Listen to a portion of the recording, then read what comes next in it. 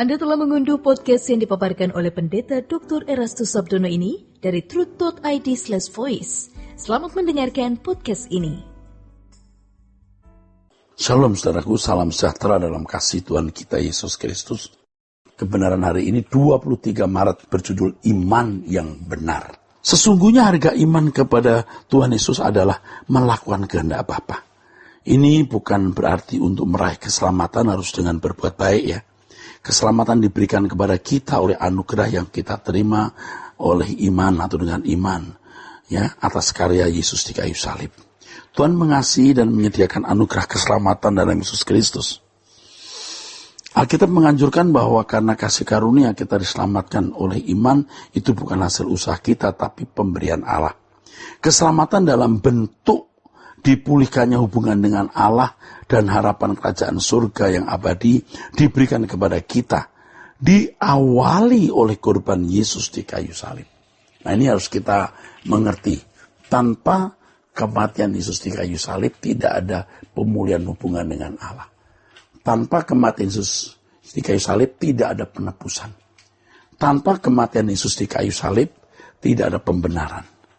Orang sebaik apapun, sehebat apapun kebaikannya tidak ada artinya kalau Yesus tidak mati di kayu salib.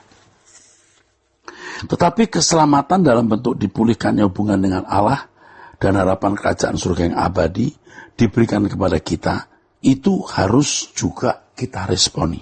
Respon terhadap Tuhan yang menyediakan anugerah tersebut adalah iman dengan harga yang harus dibayar. Persoalannya adalah respon yang bagaimana yang harus kita lakukan untuk menunjukkan bahwa kita beriman kepadanya secara benar.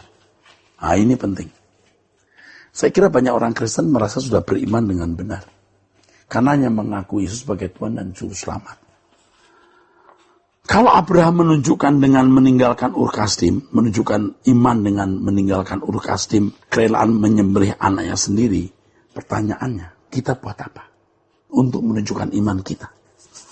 Bukan hanya, jangan berkata, oh di pikiran saya ini iman. Oh tidak. Iman itu tindakan. Cukupkah dengan pergi ke gereja atau melakukan kegiatan beragama, berarti kita berfirman, kita beriman? Untuk itu firman Allah menunjukkan kepada kita respon yang seharusnya kita lakukan. Bukan hanya ke gereja atau melakukan suatu kegiatan rohani, tetapi melakukan kehendak Bapa. Kalau kita menghayati kasih Allah yang begitu besar, kita bersedia melakukan apapun yang Allah kehendaki. Jadi kalau kita tidak all out, tidak berani melakukan kehendak Allah, kita tidak mengerti kasih karunia-Nya, atau kita menolak kasih karunia-Nya. Dikatakan dalam firman Allah bahwa iman timbul dari pendengaran dan pendengaran oleh firman Kristus. Dari mendengarkan firman Allah tersebut, seseorang dapat mengerti kehendak Allah. Setelah mengerti kehendak Allah, seorang belajar hidup dalam ketaatan yang sama artinya dengan melakukan kehendak Bapa. Jadi respon yang diharapkan bukan hanya dengan hati percaya dan mulut mengaku tanpa tindakan. Pada kenyataannya dan memang seharusnya, kalau hati percaya dan mulut mengaku, maka percaya dan pengakuan tersebut akan terwujud dalam tindakan. Banyak orang hanya memungut bagian-bagian dalam ayat firman Allah tanpa melihat keseluruhan penjelasan yang terdapat dalam perikop itu. Mulut mengaku, hati percaya, udah cukup aktivitas pikiran. Lalu mulut mengucapkan kata percaya. Nah, ini kan tidak tepat. Berkenaan dengan hal ini, banyak orang hanya memungut, ya, Roma 10 ayat 10, ya. Hanya memungut ayat itu, maksud saya Roma pasal 10 tadi. Mulut mengaku, ya, hati percaya, selamat secara otomatis. Kita harus membedah mengapa orang mengaku. Mulut mengaku itu apakah pengakuan yang benar dari hati, ya kan? Kalau hati betul-betul percaya, pasti ada tindakannya. Kalau kita berkata percaya kepada seseorang, kan kita mau tahu apa yang diingin orang itu.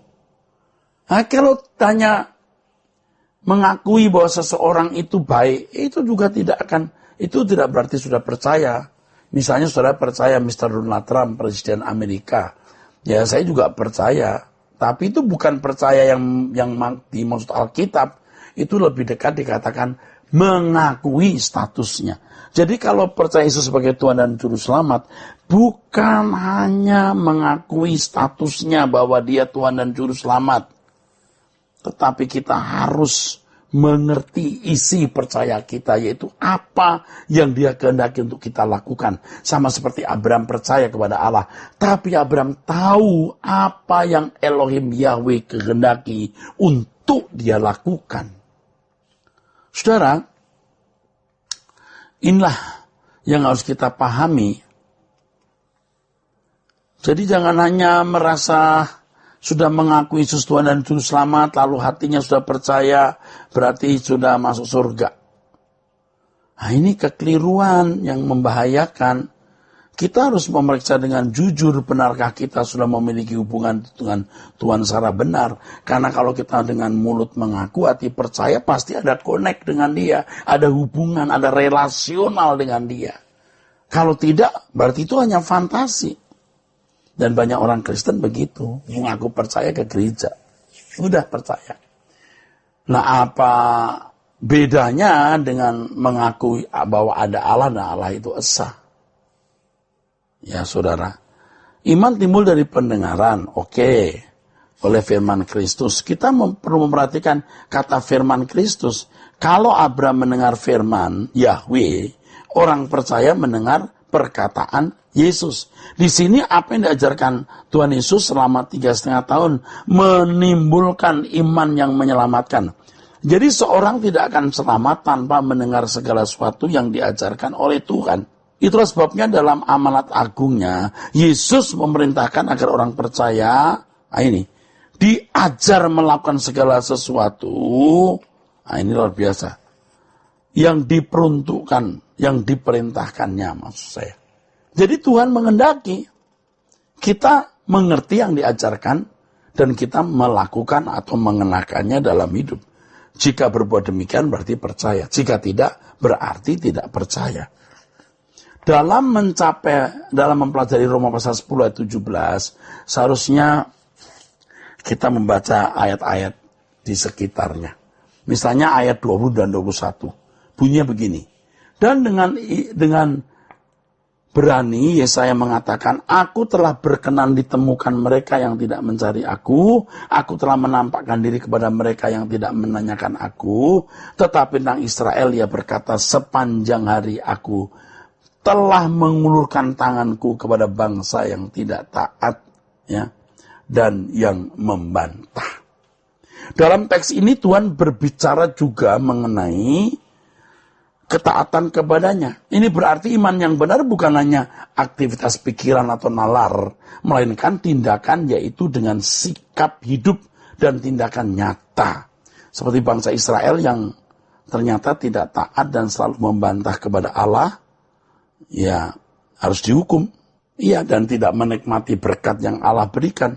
Oleh sebab itu harus selalu diperdengarkan kepada jemaat, ya, bahwa iman adalah tindakan penurutan terhadap kehendak Allah. Percaya dalam nalar belumlah percaya yang menyelamatkan.